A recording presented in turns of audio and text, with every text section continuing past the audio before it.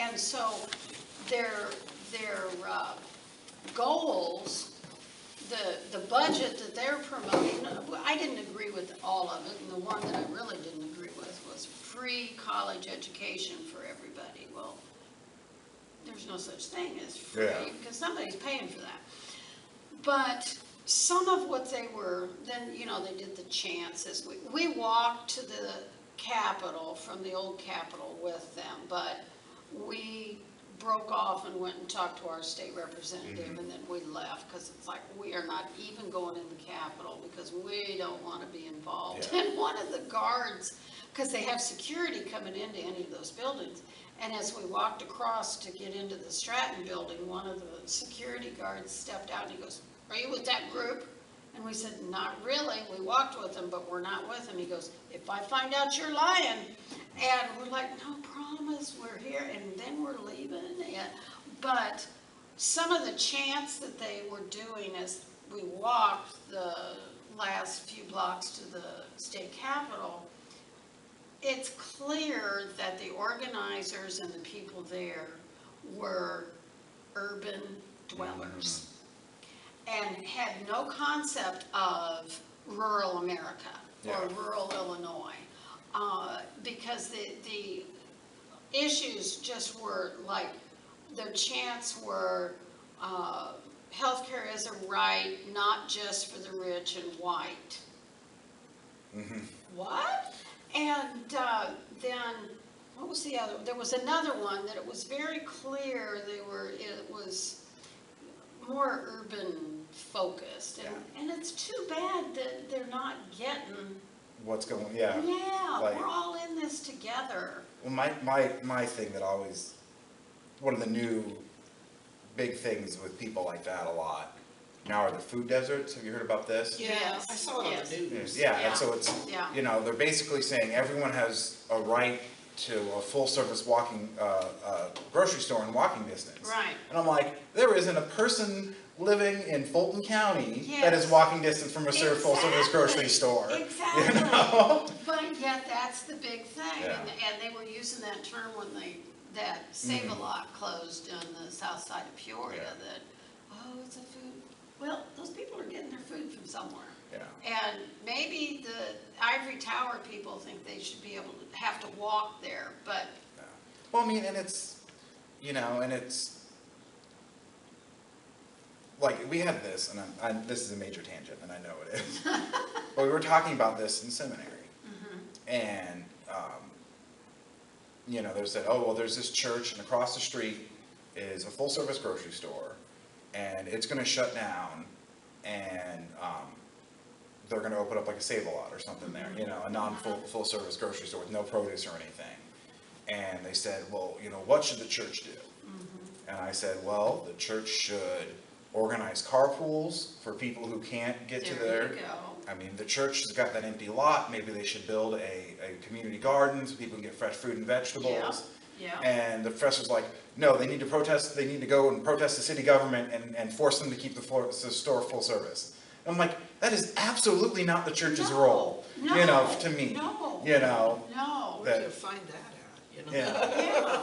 Well, and one of the main speakers, you know, when this rally first started, it was a woman, and she's a Methodist minister. I forgot her name. And then there was another group that had on blue T-shirts, and they were from a United Methodist Church. And one of them said pastor on his back, so I went up to him, and they're from Dalton, which is one of the south suburbs. And Gail and I wondered later if they knew that the main purpose of this was to do the civil disobedience. And if so, is that what the Methodist Church is really standing for? And you know, and I think we don't. You know, and I think that that's a problem. We're not supposed to be a political body. Right. Absolutely. Exactly. You know, I don't think any church should. No, we're not. No, any church shouldn't. No, any church shouldn't speak to a specific issue or candidate. You know. Right. definitely a candidate. You know, and so, I mean, If you I know, went to church and somebody got up there and said, you have to vote for blah, blah, blah, I would not go Oh, back to no, that that'd be church. my last Yeah. Sunday, yeah, yeah. but I I mean, don't care if but I I like think, that person or my, not. I think Yeah. my place, at least as the pastor, is I won't go up there and say, oh, you need to vote for this person or this issue. But I'll go up there and say, hey, I think God's primary concern, if we look at this scripturally, is the widow, the poor, the orphan, and the Right, born. Yes. And yes. God's concern is the people who are oppressed and the people who don't Yes. have a political vote, you know. Right. And I think that's Right. my role, Yeah, you know. yeah. Now, yeah. however you want to interpret that politically, Right. that's your step. Right. You know. Right. And some of what they were talking about did, in fact, you know, we need that state budget so that our children get educated and so that healthcare providers. Well, who would and disagree with homes- that? Exactly. It's then gets into the specifics of how they're going to do it. What's that program look like, or what's that tax look like to pay for it? And the concern that Gail and I talked about with their, because they had the revenue and they had the program and it makes sense, but it did nothing to address the huge hole that we find ourselves in debt now as a state. And that's the biggest problem. I don't have a problem paying taxes if I thought that they were going to spend them wisely, but they never do. And when they come up with a new tax for a new program, and I worked in policy arena for 25 years, so I have some knowledge of what they do. But if they come up with a new revenue stream, they're going to find a new program rather than using it to catch up. And we can't live personally that way, so. Well, it's just kind of like stealing the teachers' pensions and Yes. using it for other things. Yes, And then exactly. blaming the teachers when they want to Yeah. take their pension. Yeah. Don't even get me No, started on it. but no, that's right, it's the pension debt that has Yeah. really killed But our state. teachers But it's the General accepted- Assembly that did that. Yeah, they Well. took lower money in order to have those pensions, and they used the money on something else, Exactly. and now It's it's the teacher's Well, fault. this pot of money, we could, look what we could do with that pot of money without giving any thought to, well, that pot of money is supposed to be there so the teachers. Well, I don't can like Well, and the teachers same being thing demonized No. like that. Well, and the same thing on the it's federal not your level, fault. back in the 60s, they started taking money out of Social Security Yes, to pay same for thing. defense, Yes. and now Social Security Yes. doesn't have any money, and Yeah. is that the pensioners' fault? No, No. you know. And that's why we need to sweep them all out and start all over. Okay, but can we, let's just go back to Sorry. Bible Yeah, study. yeah. Sorry, you get me all riled up.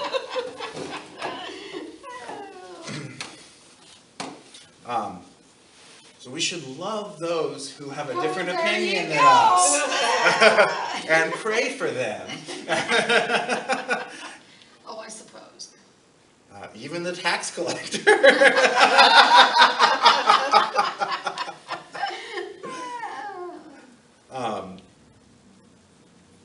But I think this is something that we have a hard time with, you know, Yes, Um, yes. is especially, Yeah, very difficult, very difficult. you know, and especially as the enemy is so often this kind of faceless Yes. entity, you Right, know. Right. And it's easier to kind of vilify or separate ourselves from, you know, you know, something that's far away, or, you know, Yeah. I think the classic ethics professor thing is to say, you know, if you came by a pool of water and you saw a kid drowning, you would feel morally obligated to go and save him. Right. Right. But you're told a child in Africa is going to starve today, Yeah. and Right. you don't feel morally Yeah. obligated to save them, Yeah. you know? Yeah. Because they're not right there There, yeah. in front of me. Yeah, that's Yeah. right. One of my favorite things was really awesome was there's this organization that I love. They're called International Justice Mission. You ever heard of them?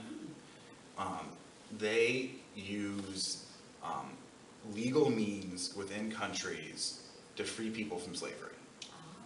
So they'll go to people who are in debt slavery, and they'll pay the debt to redeem the person. Wow. Or if they see an illegal practice going on, they'll get a lawyer and they'll petition the government and say, you need to get involved in this factory or this field, or, you know. But then they don't just release the people, they bring them in and they give them Christian counseling and job training before they send them back out, you know. And really an amazing organization. And I had a friend who interned with them for a couple of summers in college, and she said they had an hour of prayer time right before lunch every day. And she said they started off, they had like 5 areas of focus. So they would pray for people in all 5 areas of their focus. She's like, and then they would pray for the people imprisoning, the people enslaving them in all 5 areas of the focus. Oh. And she said that they'd pray that they, you know, and she said, you know, they'd pray that, you know, they could see God's will, and they could, you know, God could change their heart, and, you know, and it's, you know, and it's like that really, you know, wow, Yeah, you know. wow is right. Yeah. But I think about it all the time is, you know, is that the prayer we should be saying for our enemy?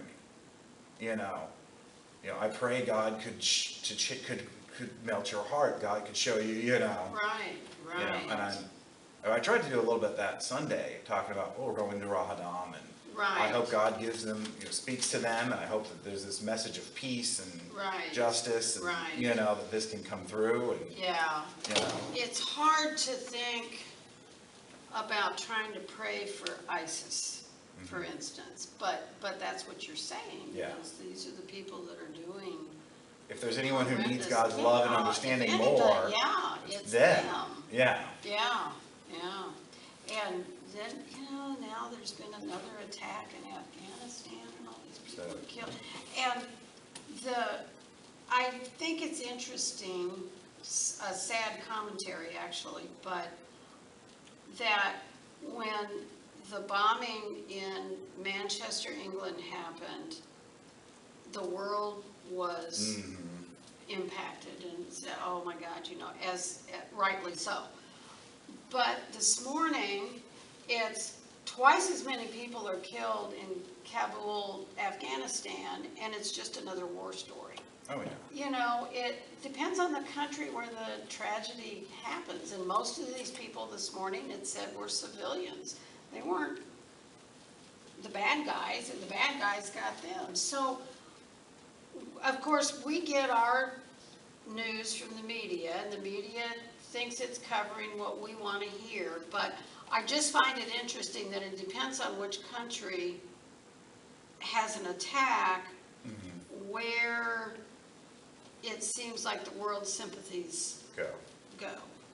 And, and I don't know, I mean, the people in Afghanistan need our prayers equally and our support and everything, but. Well, and, you know, and the way in which it happens, Oh. you know, Oh. more people die in Rwanda every day. Yeah. Not Rwanda, I'm thinking Sudan. Oh, Yeah. yes. People today, more Yes. people die in Sudan every day than died in Manchester. Yes. And we don't even Yes. talk And- about it. It's yeah, not mentioned, it's not and even it's on the radar screen, right. you know, because it's been going on for so long. Yes. You know. People get tired of it, they're like, another Yeah. one of those stories, yeah.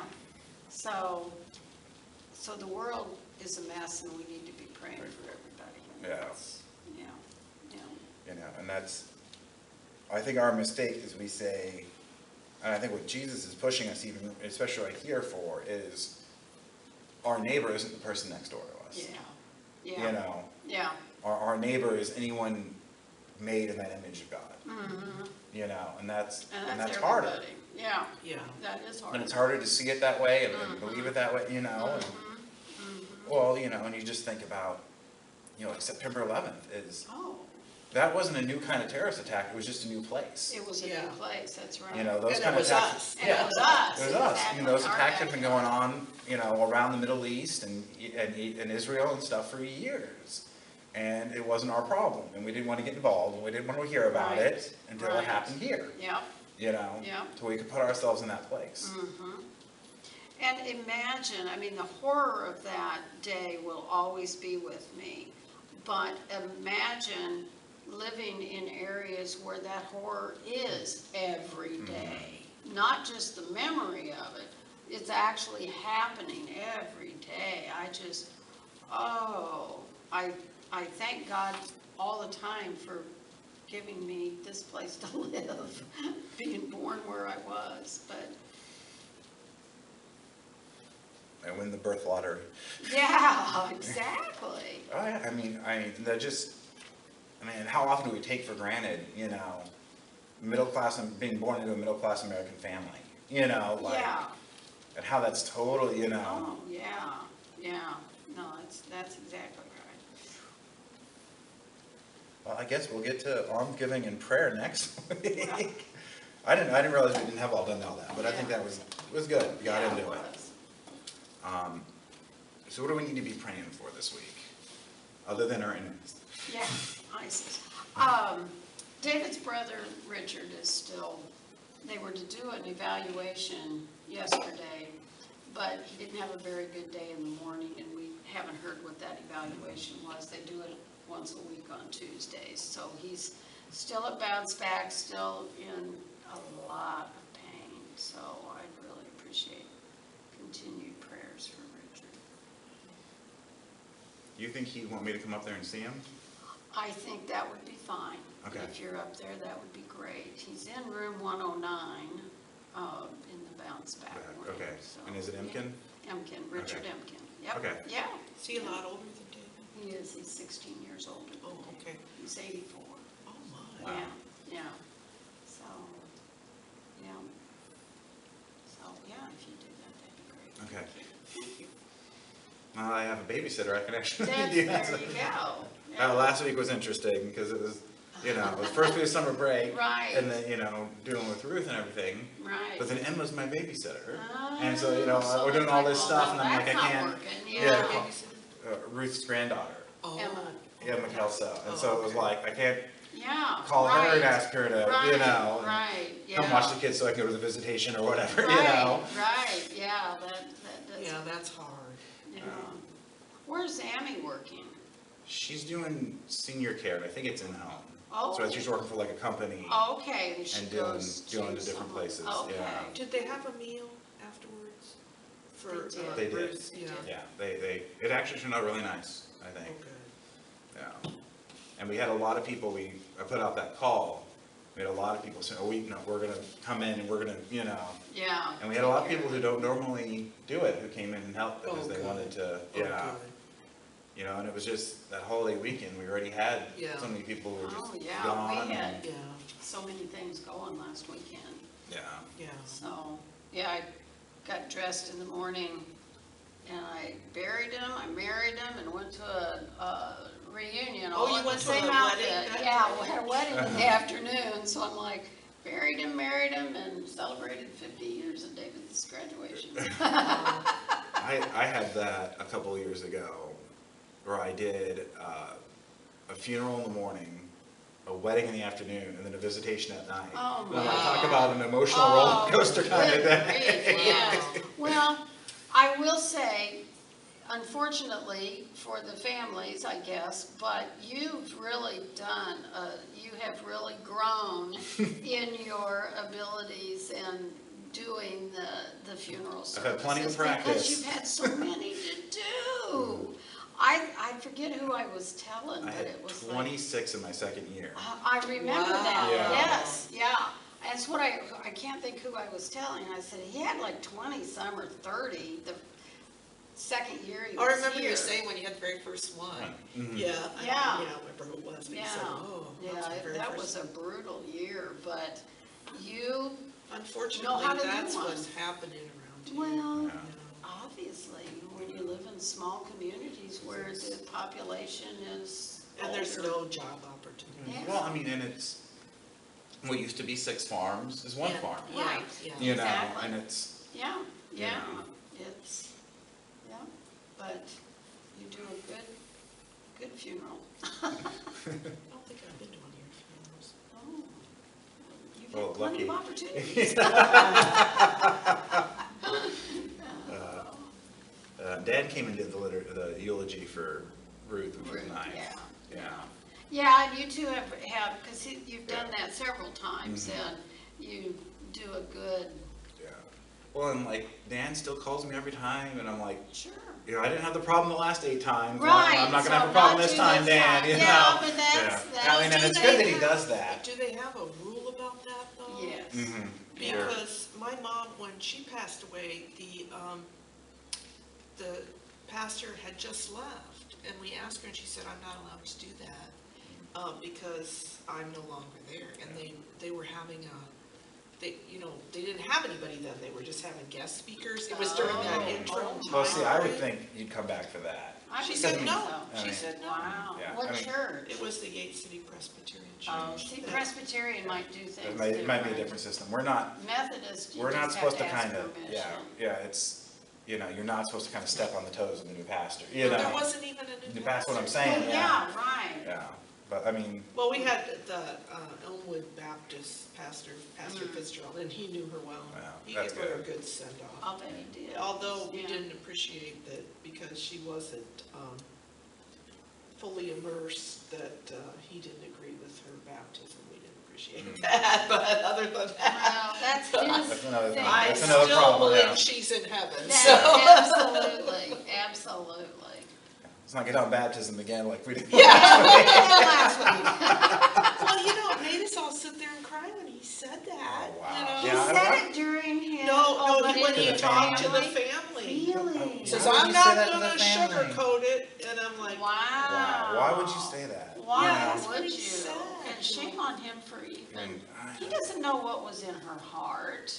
That's what's really important. The baptism is a, we just I let don't him know go, if we it's just simple. let us go, as he's a Baptist. Yeah. Well, and I don't know if it's, and I don't know if it's the same guy there now, but I've had a couple of people come from his church to get married here. Oh, I'm sure it's the same Because- guy, It's the same- he's he's been there still there. 30 years. he's Yeah. still there. But they'll go and they'll talk to him, and if they're not ready to join the church and start coming on Sundays, he won't marry them then. Yeah, And I'm like, are we passing up the opportunity to get 4 hours to sit and talk with these unchurched people about Exactly. why they're getting married here and what that Yeah. means? And like, why would you turn that down? no, you he's know? got real strict rules. Oh, he and does, yeah. Yeah, and women are only supposed to wear dresses. They can cut their hair, but they are only supposed to wear dresses and stuff.